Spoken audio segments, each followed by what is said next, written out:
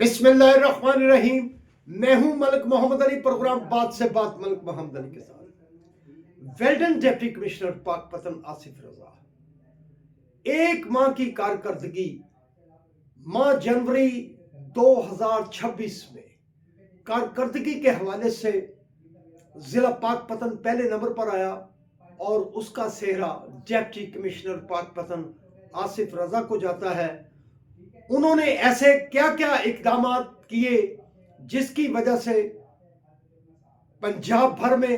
ضلع پاک پتن کارکردگی کے حوالے سے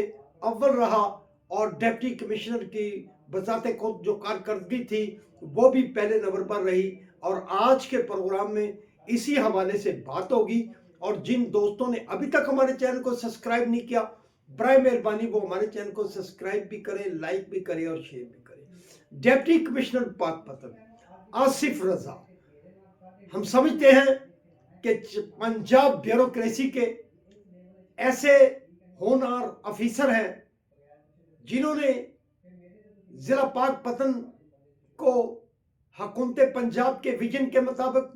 وزیر اعلیٰ پنجاب مریم نواز شریف کے ویژن کے مطابق ان اسلوب پر چلانے کی کوشش کی جس کی بدولت ضلع پاک پتن کی کارکردگی سب اضلاع سے نمایاں رہی اور ضلع پاک پتن کارکردگی کے حوالے سے اول رہا۔ ہم سمجھتے ہیں کہ ڈپٹی کمشنر پاک پتن آصف رضا ہارڈ ورکر مین ہیں، وہ بہت ہی انٹیلیجنٹس ہیں، وہ اپنے کام کو بڑے بخوبی انداز سے سمجھتے ہیں اور حکومت کے ویژن کے مطابق جو حکومت کی گائیڈ لائنز ہے اور بالخصوص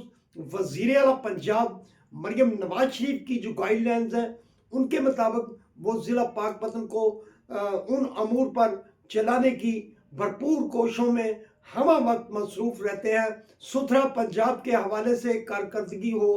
آسان رسائی پروگرام کی بات ہو، اور کھلی کچہریوں کا معاملہ ہو، قیمتوں کو کنٹرول کرنے کا معاملہ ہو، اور دیگر انتظامی امور کے حوالے سے، ترقیاتی کاموں کے حوالے سے جو کام ہو، محکمہ صحت کے حوالے سے عوام کو بہترین طبی سہولتوں کی فراہمی کے حوالے سے کام ہو، محکمہ تعلیم کے حوالے سے سکولوں کی کارکردگی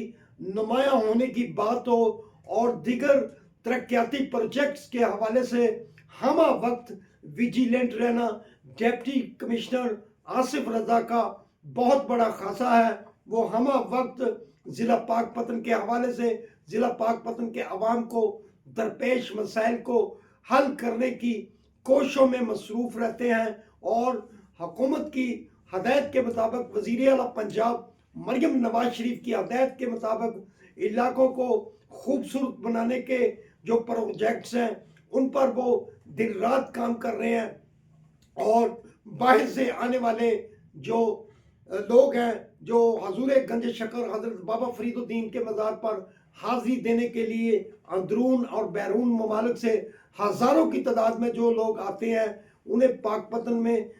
جب انٹری ہوتی ہے ان کی تو انہیں پاک پتن کی ایک نئی خوبصورت لک نظر آتی ہے، پاک پتن کی خوبصورتی نظر آتی ہے، پاک پتن کے سڑکوں چوراہوں پر خوبصورتی کے جو معیار مقرر کیے گئے ہیں وہ نظر آتے ہیں۔ پاک پتن کی سڑکیں، پاک پتن کی گلیاں، محلے صاف ستھرے نظر آتے ہیں، چونکہ ستھرا پنجاب پروجیکٹ ہی ایسا تھا جس کو ڈپٹی کمشنر پاک پتن خود نگرانی کر رہے ہیں، اور اس کے ساتھ ساتھ عوام کے مسائل کو حل کرنے کے لیے وزیر اعلیٰ پنجاب کا آسان رسائی پروگرام ہے۔ اس کے لیے ڈپٹی کمشنر پاک پتن آصف رضا کے دروازے ہمہ وقت عوام کے لیے کھلے رہتے ہیں۔ وہ عوام کی بات سنتے ہیں اور بات سن کر ان کے مسائل کو حل کرنے کے لیے جو بھی اقدامات اٹھانے پڑتے ہیں وہ فوری ان اقدامات کی ہدایت کرتے ہیں، اور سائل کو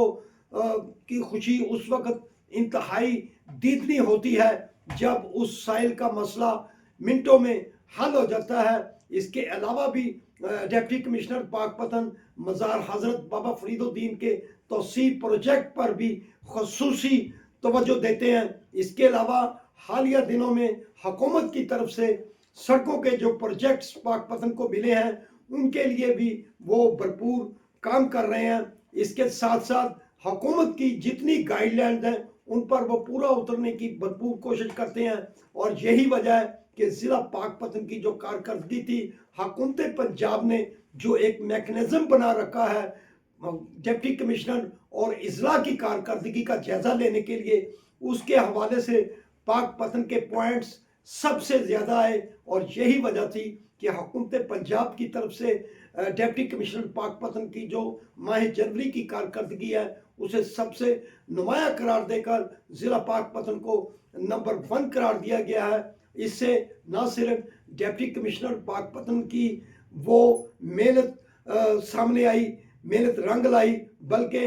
इससे ज़िला पाकपतन का नाम भी पूरे पंजाब में ऊंचा हुआ कि पाकपतन भी इस सतह पर पहुंचा कि पाकपतन नंबर 1 पोजीशन पर आया कारकर्दगी के हवाले से। तो हम समझते हैं कि डिप्टी कमिश्नर पाकपतन खराज तहसीन के मुस्तहिक हैं, और उन्होंने जिस मेहनत से ज़िला पाकपतन के अवाम की खिदमत की और हुकूमत पंजाब ने उनकी कारकर्दगी को सराहते हुए उन्हें नंबर 1 करार दिया। सलाम पाकिस्तान, सलाम ओवरसीज़, अल्लाह हाफिज़।